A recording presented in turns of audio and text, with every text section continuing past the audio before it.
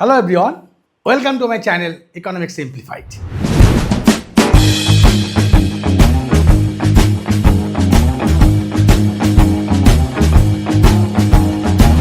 আজকে তোমাদের কাছে যেটা উপস্থাপন করব বলে ভেবেছি, যেটা তোমরা অনেকেই ওরিড, ও বাবা কস্ট মানে চ্যাপ্টারটা খুব টাফ, কস্টের ফিগারগুলো কেমন, ডায়াগ্রামগুলো কেমন, ও ঠিক মনে থাকছে না। তা তোমাদের ওই টেনশন মুক্ত করার জন্য আমার আজকে এই ভিডিও করা। কি দেখো, আমি পার্ট বাই পার্ট তোমাদেরকে বোঝানোর চেষ্টা করব অনেক সহজভাবে, যেটা একবার বই পড়ে তারপর যদি এইটা দেখো, আমার মনে হয় না দ্বিতীয়বার তোমাকে বই পড়ে দেখতে হবে। দেখো, short term total cost function মানে যেখানে একটা মাত্র ভ্যারিয়েবল ফ্যাক্টর, বাকি সমস্ত ফ্যাক্টর ফিক্সড, টেকনোলজি ফিক্সড। তার মানে একমাত্র প্রডিউসার তার যদি এক্সপানশন অফ আউটপুট করতে চায়, উৎপাদনের পরিমাণ বাড়াতে চায়, তাহলে কেবলমাত্র ভ্যারিয়েবল ফ্যাক্টরে তাকে বাড়াবে। ক্লিয়ার? তাহলে ভ্যারিয়েবল ফ্যাক্টর যখন ইউজ হচ্ছে, তার মানে শর্ট টার্মে দুটো ফ্যাক্টর, একটা ফিক্সড ফ্যাক্টর, একটা ভ্যারিয়েবল ফ্যাক্টর। তাহলে ফিক্সড ফ্যাক্টর ওরিয়েন্টেড যে কস্ট তাকে বলবো total fixed cost, variable factor oriented যে কস্ট তাকে বলবো টোটাল ভ্যারিয়েবল কস্ট। তাহলে variable cost plus total variable fixed cost is equal to total cost. তার মানে TC equal to TVC plus TFC. তাহলে ওই জন্য বলা হচ্ছে, এবার ধরে নাও একজন প্রডিউসার, সে variable factor X1, capital X1 মানে নেম অফ দ্য ফ্যাক্টর নিয়েছে, ফিক্সড ফ্যাক্টর ক্যাপিটাল X2 মানে নেম অফ দ্য ফ্যাক্টর মানে লেবার ক্যাপিটাল। সেরকম আমি X1 ধরেছি ভ্যারিয়েবল ফ্যাক্টর আর X2 ধরেছি ফিক্সড ফ্যাক্টর, দুটাই ক্যাপিটালে। এবার কি বলছে, ইউনিট প্রাইস অফ X1 কিনতে হবে তো, ভ্যারিয়েবল ফ্যাক্টরকে পেমেন্ট করতে হবে তো, সেটা হচ্ছে R1, small R1। Unit price of X2 মানে ফিক্সড ফ্যাক্টরের প্রতি ইউনিটের দাম R2, এবং এই দুটো তোমার ফিক্সড, অর্থাৎ এক ইউনিট কিনলেও যা দাম, তুমি যদি 100 ইউনিট কেনো প্রতি ইউনিটের একই দাম। তার মানে perfect competition prevailing in the factor market. Clear? আরও ডিটেলসে যখন মার্কেট পড়াবো দেখাবো। এবার বলছে, এই যে কিউরি পরিমাণ উৎপাদন করতে চাইছে একজন উৎপাদক, তাহলে ক্যাপিটাল X1 এর স্মল x1 ইউনিট ব্যবহার করলো, মানে লেবারের 5 ইউনিট, এরকম ব্যাপারটা। ক্যাপিটাল X2 নামক যে ফিক্সড ফ্যাক্টর, তার স্মল x2 নট ব্যবহার করা হয়েছে। তার মানে ক্যাপিটালের মানে মেশিনের দুটো মেশিন, এরকম ব্যাপারটা।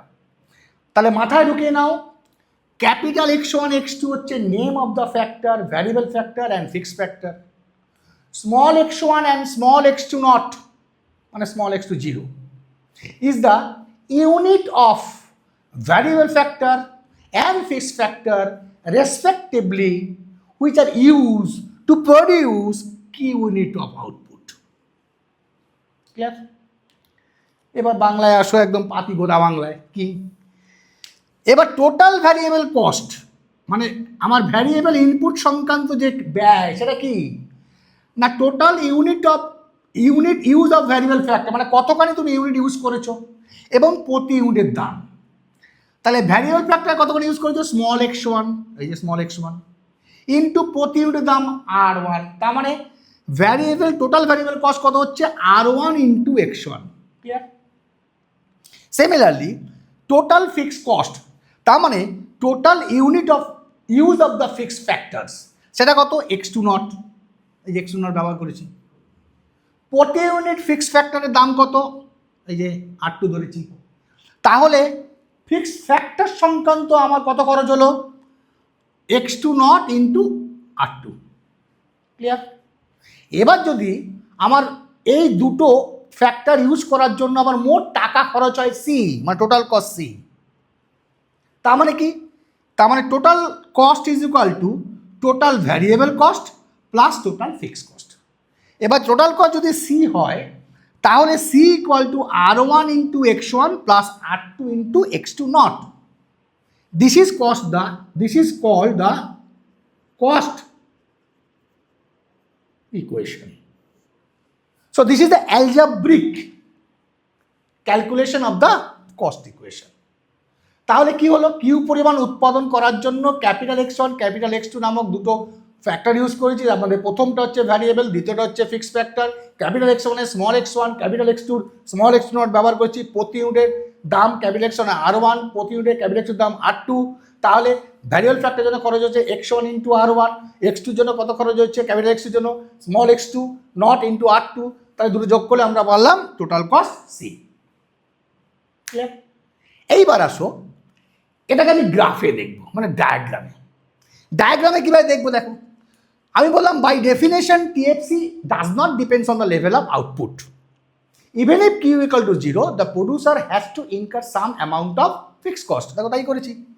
এখানে কোয়ান্টিটি মেপেছি হরাইজন্টাল অ্যাক্সিসে কিউ, ভার্টিক্যাল অ্যাক্সিসে মেপেছি টিএফসি।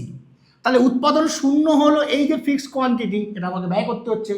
উৎপাদন যদি Q1 Q2 Q3 হয় হোয়াট এভার, তাহলে সেক্ষেত্রে কিন্তু আমার একটা same amount of cost the producer has to bear, that is called the TFC.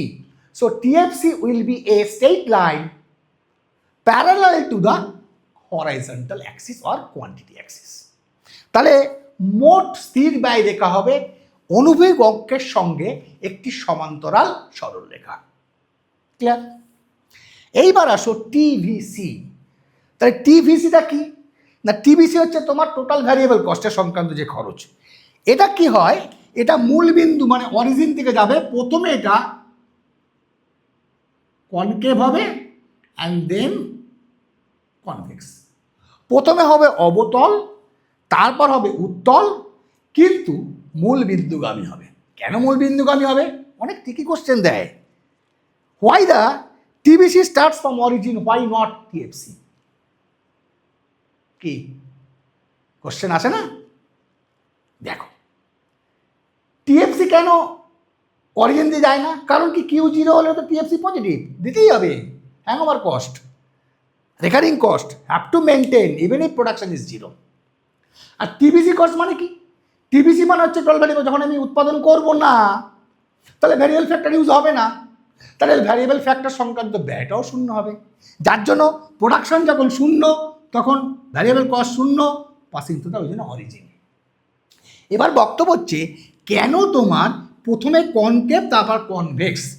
তার মানে অ্যাকচুয়ালি এটাকে আমরা বলি ইনভার্টেড এস শেপ। টিভিসিটা উল্টো এসের মতো, ইনভার্টেড এস শেপ। এই যে প্রথমে কনভেক্স তার কনকেভ তারপর কনভেক্স, এর জন্য লায়াবেল কে? প্রোডাকশন চ্যাপ্টার পড়তে হবে আবার, একটা সঙ্গে একটা লিঙ্ক। কি প্রোডাকশনে আমরা পড়েছিলাম ল অফ ভ্যারিয়েবল প্রপোর্শন, অর্থাৎ উৎপাদন পদ্ধতিতে পরিবর্তনশীল অনুপাতের নিয়ম কাজ করে। সেটা কি না, অন্যান্য সমস্ত ফ্যাক্টর যদি ফিক্স থাকে, যদি পরিবর্তনশীল উপাদানকে ক্রমাগত একজন প্রডিউসার বাড়াতে চায়, তাহলে মোট উৎপাদন প্রথম দিকে ক্রমবর্ধমান হারে বাড়ে, তারপর আস্তে আস্তে ক্রমহ্রাসমান হারে বাড়তে থাকে। তা টিপি মানে total production increasing at a faster rate, increasing rate, and then successively increases at a decreasing rate. এটাকে আমরা বলছি law of variable proportion, and that is liable for the shape of the cost curve, TVC.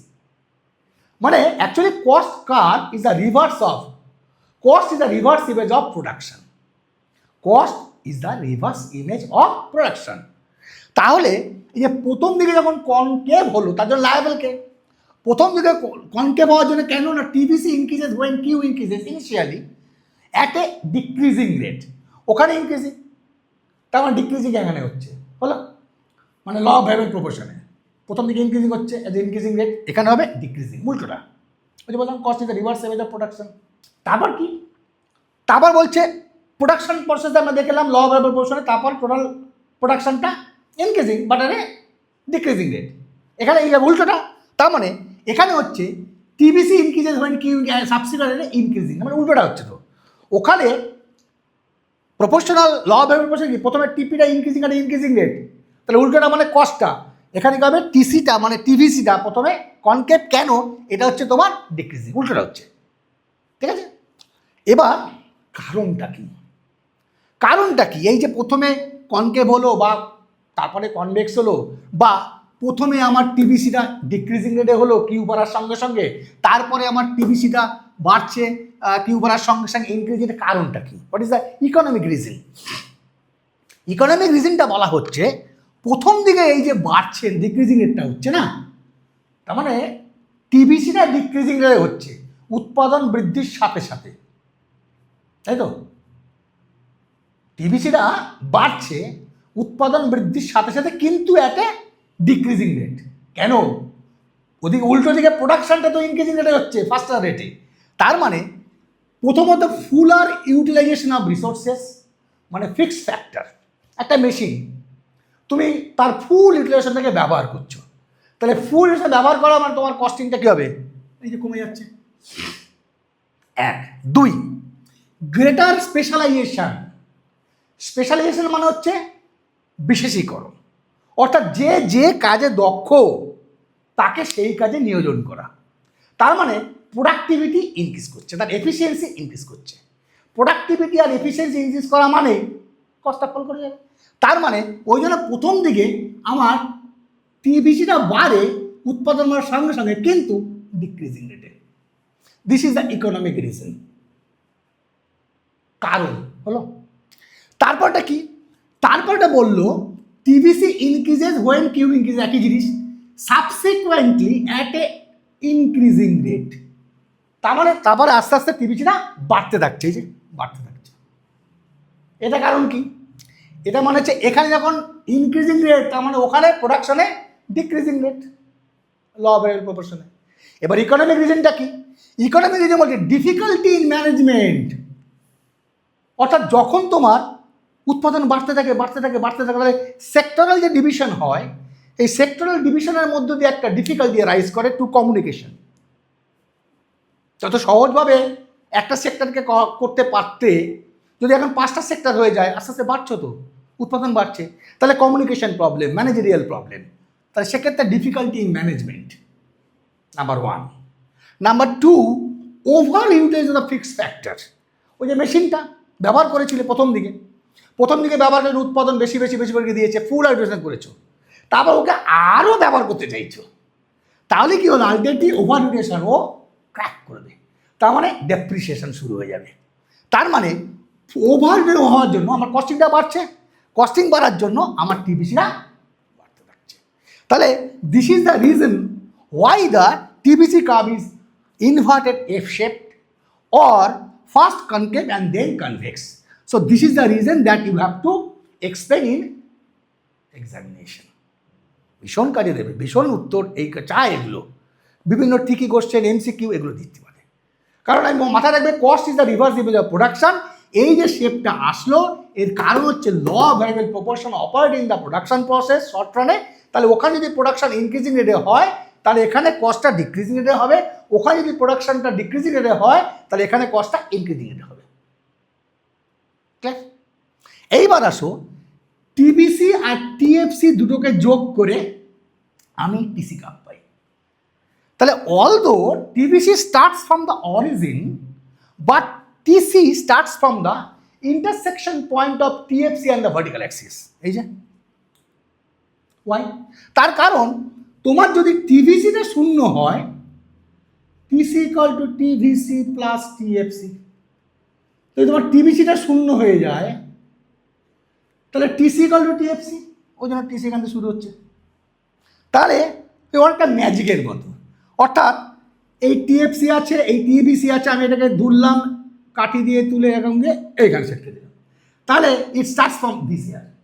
তাহলে এখান থেকে শুরু করে same, অর্থাৎ টিভিসিটারই same হবে টিসি কার। এবার কোশ্চেন আসে কি, এক্সপ্লেইন দ্য রিজন বা explain the cause or reason why the gap between TC and TVC আর ইকুয়াল। কি বলতে পারবে? যদি এখন শোনার আগে যে বলতে পারো, তাহলে অবশ্যই এখনই কমেন্টে লেখো, আর নাহলে পরেও লিখতে পারো, নো ইস্যু। আমি বলি, এই যে টিসি আর টিভিসির যে গ্যাপ, এটা কি? চলো এখানটায় দেখাই। TC is equal two TVC plus TFC. তোমায় প্রশ্ন কি দিয়েছে? Gap between TC and TBC. চলো গ্যাপ বিটুইন মানে টিসি মাইনাস টিবিসি, তার মানে কত? TFC.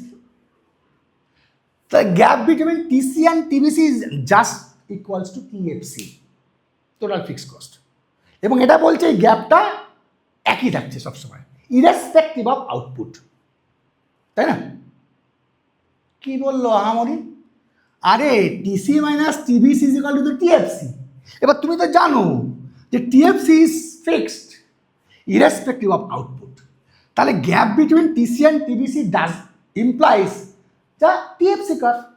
As TFC does not depend on the level of output, so that's why the gap between TC and TBC remaining constant irrespective of the level of output.